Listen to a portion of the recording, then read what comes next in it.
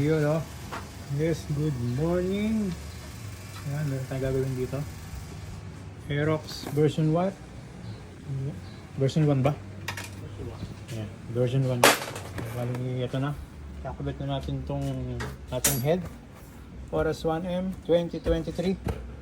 Nagkamali ako ng sabi nung una. 2023 to, hindi 1922. Ayan, tapos throttle body 63mm. Ayan. So bali kakalasin lang ni Boss M, si Boss Mano. Bali rocker arm yan, lipat lang din dito. Ayan. Ayan o, ayan, okay na. Na-profile na natin yung piston, bag packet na. Na-assemble na natin yung head. Ayan, 4S 1M. Yung throttle body natin, 36mm may kakapit natin dito. So galing sa super stock na pala itong motor na ito. So, linis lang tayo, dilinisin lang natin yung mga base na yan. Then, kabit na natin yung block, head. Tapos, papaanda rin natin to sa stock ECU lang. Baka gusto mo mag-ECU. Saka na. Okay lang naman sa stock ECU to. Ayan, so bali, assemble na natin. Ayan, nagkabit na natin yung block. Next natin yung head, hintayin lang natin yung chain guide kasi yung chain guide na stock niya medyo ano na, medyo upod na. Ayan. Ayan, next na natin.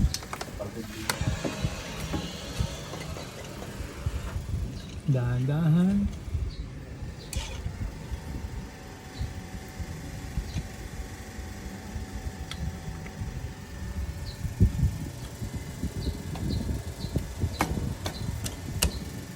Yan ah.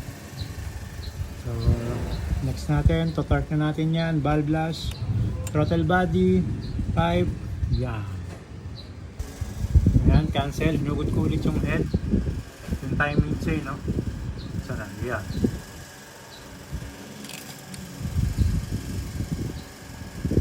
Sira ang timing chain, palit tayo ng timing chain.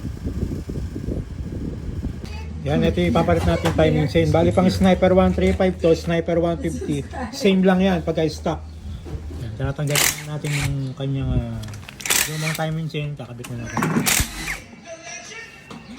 Alright, take 2. So, bali pagka kakabit nyo yung head or yung block, paikutin nyo muna yung chain.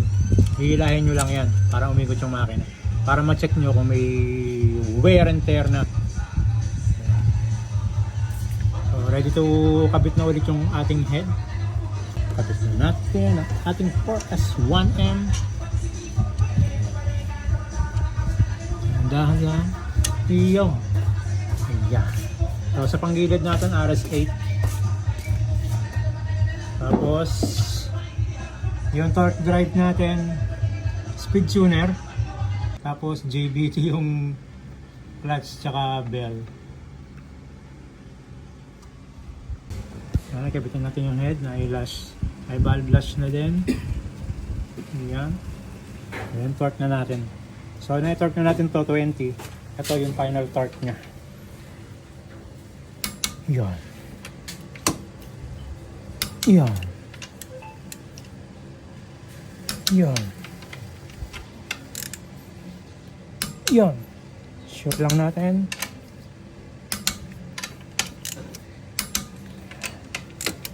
Yan, tapos clean. Kung nakakalimutan yung dalawang tornilyo rito meron yan. So next natin, throttle body. Pwede na ikabit yung pipe, thermostat. Then start na natin to. Alright, it's aliving. Yan. It's silencing. Version 2.1 JPT. 36mm throttle body, 63mm block JPT 2023 Oras 1M. Next natin dito, brake na. Umaandar siya, wala siyang kulang. Pwede naman yun, basta saglit lang. Ito kami ni Boss Mano yung ating tangke.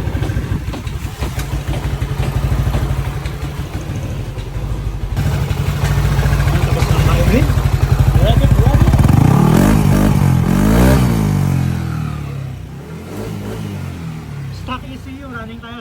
ECU. So bali sinasara na yung kaha, then pwede na umuwi sila boss. Ayun.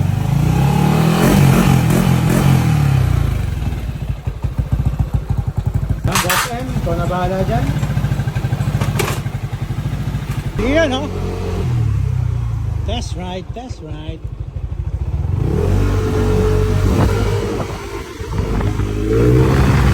Woo!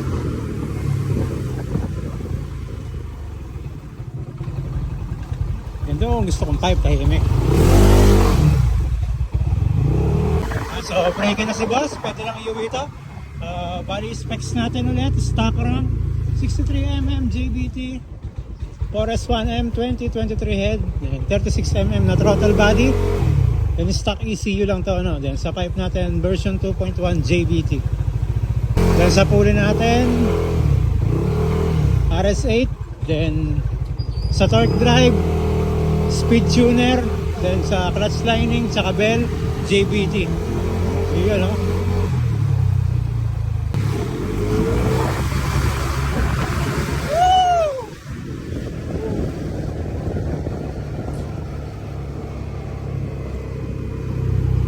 Alright, tupalo na lang yung ECU nito.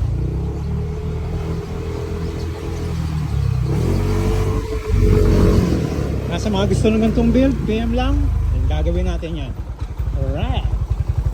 So hanggang dito na lang ang ating video. So maraming salamat. And thank you. And goodbye.